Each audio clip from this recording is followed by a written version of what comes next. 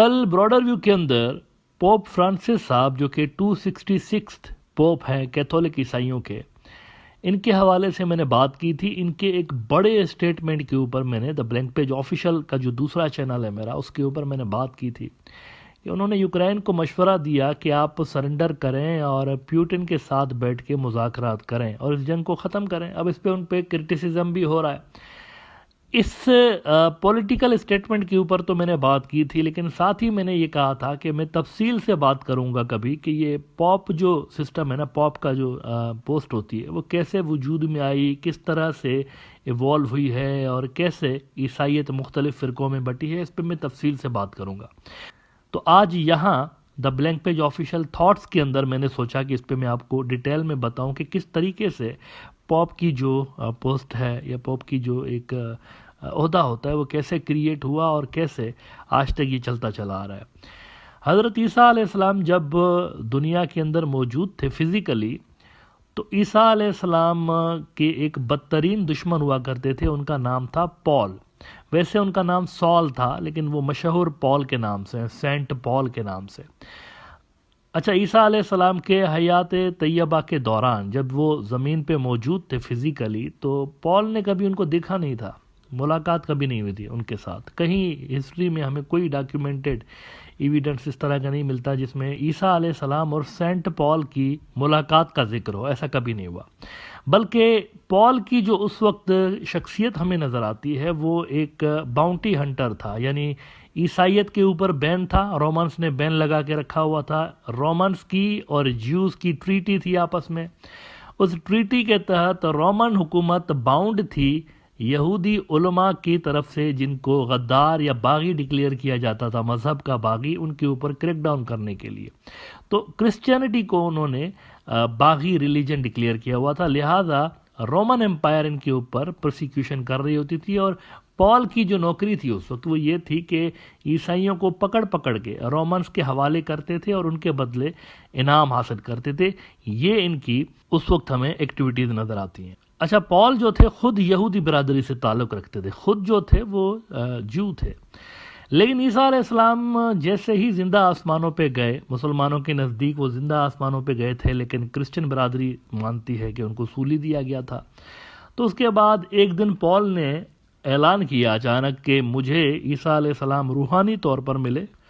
اور انہوں نے مجھے کہا ہے کہ میرے بندوں کو مت ستاؤ، لہذا آج کے بعد میں ان کے طریقے پہ ہوں. Point to be noted is that جب تک وہ موجود تھے عیسیٰ علیہ السلام یہاں پہ، تو پال ان کے بدترین دشمنوں میں سے ایک تھے.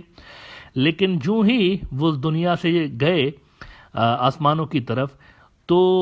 پال جو تھے وہ جھٹ سے اپنا نیریٹو بدلتے ہیں اور عیسائی برادری کو کہتے ہیں کہ دیکھو میں اب کرسچن ہوں، تو آپ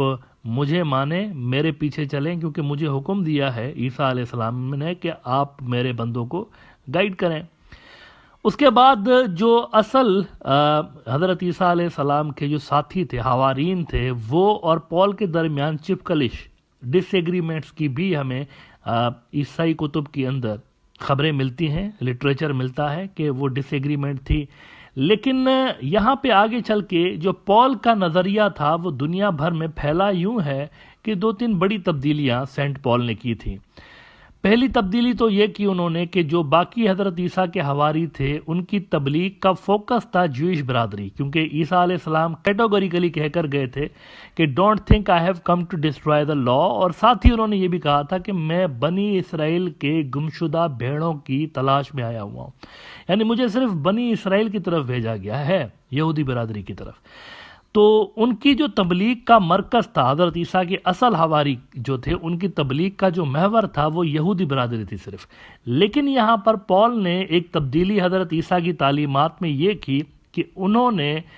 جو تبلیغ کا محور تھا وہ یہاں سے ہٹا کے دنیا کی باقی قوموں کے اندر پھیلا دیا، اور انہوں نے کہا کہ ہمیں باقی دنیا پر بھی عیسائیت کی تبلیغ کی جانی چاہیے.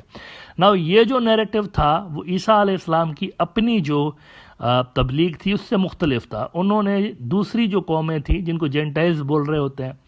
تو ان کے اوپر کبھی انہوں نے تبلیغ نہیں کی تھی، انہوں نے تبلیغ کی ہی یہودیوں کے اوپر تھی. لیکن پال نے جو ایک تبدیلی لے کر آیا حضرت عیسیٰ کے ریلیجن کے اندر وہ یہ تھی کہ وہ دوسری کمیونٹیز کے اندر چلے گئے اور وہاں پر یہ رومنس میں اور دیگر جو کمیونٹیز تھی وہاں پر یہ تبلیغ کرنے لگے. دوسری جو مین تبدیلی سینٹ پال نے کی وہ نظریے کے اندر تھی، عقیدے کے اندر۔ وہ ثلیث کا جو ٹرینٹی کا نظریہ ہے وہ پال نے انٹروڈیوس کروایا، 3 میں 1 1 میں 3 والا۔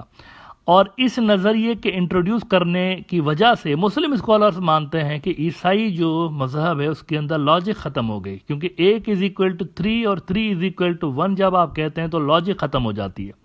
تو مسلم اسکالرز کہتے ہیں کہ یہاں پر یہ سینٹ پال نے کیا تھا، اور اس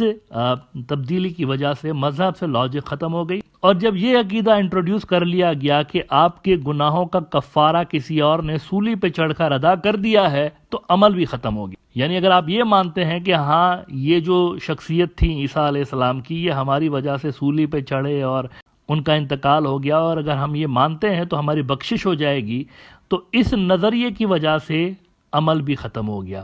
لاجک پہلے ختم ہوئی ٹرینٹی کی وجہ سے، اور اس کے بعد یہ جو نتیجہ نکالا گیا کہ اگر آپ یہ صرف مان لیتے ہیں کہ ان کے سولی چڑھنے کی وجہ سے، اگر آپ یہ مانتے ہیں کہ آپ کی وجہ سے وہ سولی چڑھے، آپ کے گناہوں کی وجہ سے، تو عمل بھی ختم ہو گیا۔ لیکن یہاں پر پاپائیت کیسے وجود میں آئی ہے،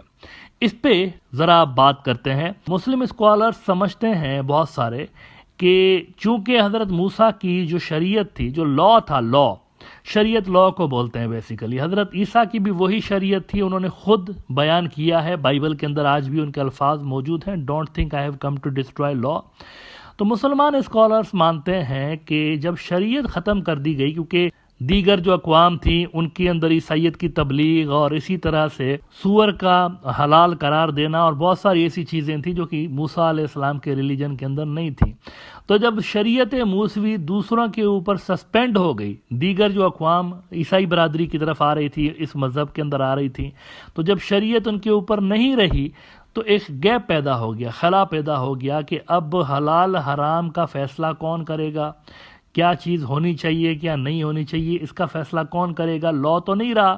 تو یہاں پر پھر ایک مذہبی شخصیت کی نیڈ فیل ہوتی ہے، جس نیڈ کو کہا جاتا ہے، مسلمان اسکالرز بہت سارے مانتے ہیں کہ پوپ نے آ کے فل کیا، اور پھر پوپ جو تھا وہ اتھارٹی بن گیا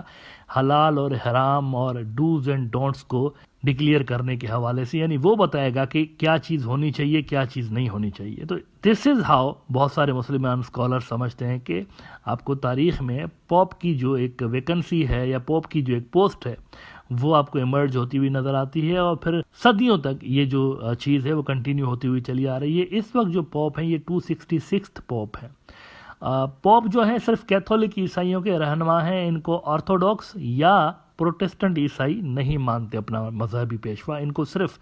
جو کیتھولک عیسائی برادری ہے وہ اپنا مذہبی پیشوا مانتی ہے۔ تو مختلف ابراہمک ریلیجنز کے اندر جہاں پر آپ کو بے شمار سملیرٹیز نظر آتی ہے، وہاں پر آپ کو سیریس لیول کے ڈس ایگریمنٹس بھی نظر آتے ہیں، اور یہ بھی جو میں نے نقطے بیان کیے وہ بھی ابراہمک ریلیجنز کے اندر بنیادی ایریاز ہیں جن کے اوپر ڈفرنس کیا جاتا ہے۔